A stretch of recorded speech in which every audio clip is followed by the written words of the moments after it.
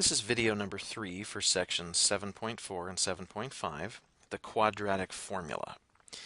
The idea here is we just came up with this method, the completing the square method. It works every single time, but it's kind of messy. In fact, it gets pretty messy pretty fast. It would be great if we could just come up with a formula that we could plug into to save ourselves the trouble of having to use the completing the square method. And that's what we're going to do in this video, is come up with what's called the quadratic formula. The process of getting it is kind of messy, so I will warn you of that. But once we have it, we won't have to complete the square in those messy example problems. We'll be able to go right to the formula. Okay, what I've done is instead of writing down a specific quadratic equation, I wrote one as general as I could. So ax squared plus bx plus c equals 0. We want to start with something that looks like this and see if we can develop a formula for the solutions. Well, let's run through the complete the square method. Step 1 was to put the equation in that special format. Remember, all the x's had to be on the left and all the terms without an x had to be on the right.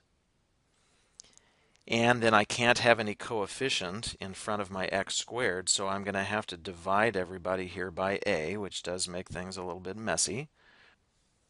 Now that I'm in the right format, I can go ahead and do the complete the square trick. I'm trying to figure out, what do I stick in here that creates a perfect square trinomial? Well, the trick is take the coefficient that's in front of the x, cut it in half. You say, how do I do that? Cutting in half in math just means multiply by a half.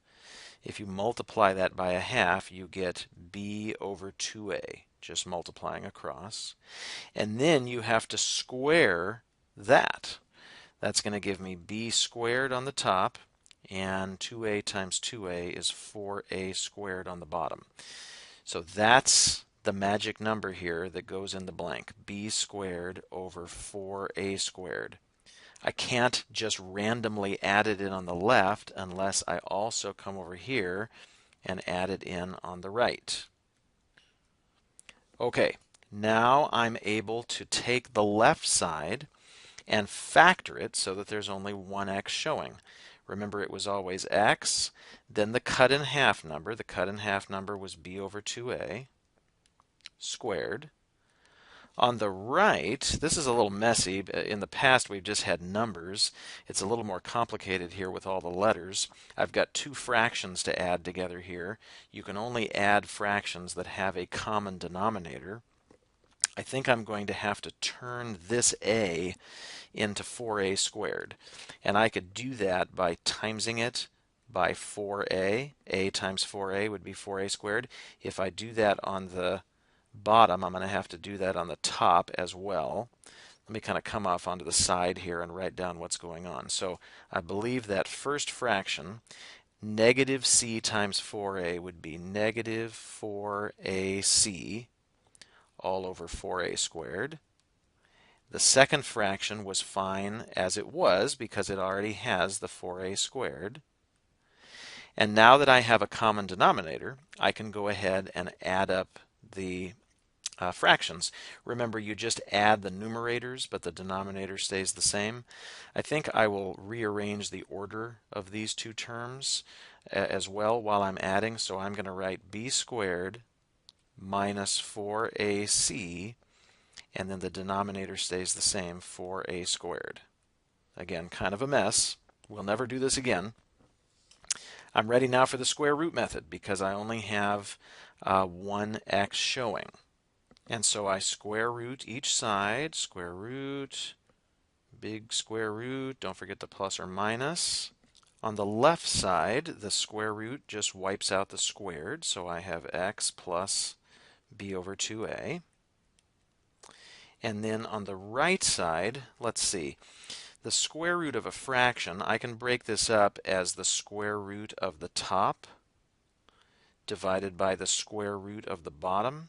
And the reason I would want to do that is that the square root of 4a squared has a nice answer. It's just 2a. Maybe you're looking for a way to simplify this square root. Unfortunately, there are no rules for simplifying subtraction problems inside of square roots, so that's as good as that gets. I am almost done. I just need to get this x by itself, which I can do by subtracting b over 2a from both sides. So on this side and then on this side. And thankfully, these two fractions here do have a common denominator, so I can go ahead and actually carry out the subtraction.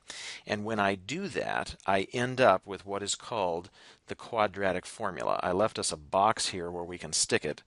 Here's what we've obtained. We have x alone on the left.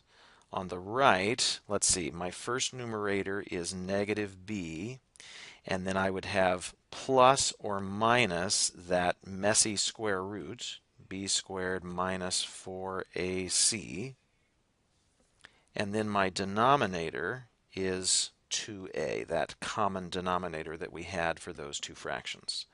This thing right here in the box is called the quadratic formula. Now, you may not have understood perfectly every step along the way here. That's okay. All right, I think that it's within your grasp is why I showed it to you, but the bottom line is what we need to focus on is now having this formula. It is something that you need to memorize. It's probably the messiest thing that you need to memorize all semester. Make sure you memorize it correctly and just as it is.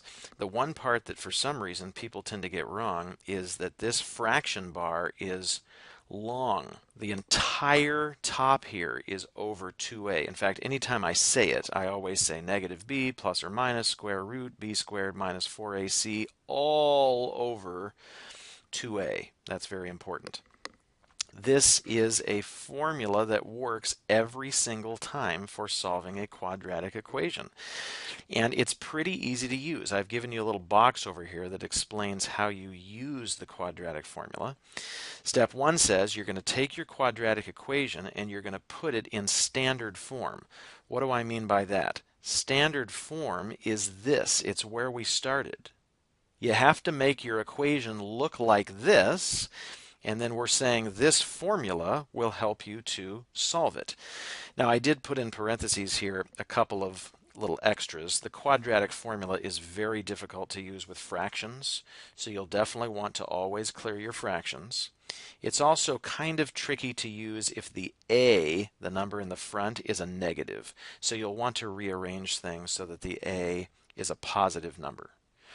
Once you write your equation in the right format, I mean, there's not a whole lot else to do. You just have to identify a, b, and c, which are basically staring at you in the face, those three numbers. You go to your formula, you plug in those numbers everywhere you see a, b, or c, and then you clean it all up, and you're done.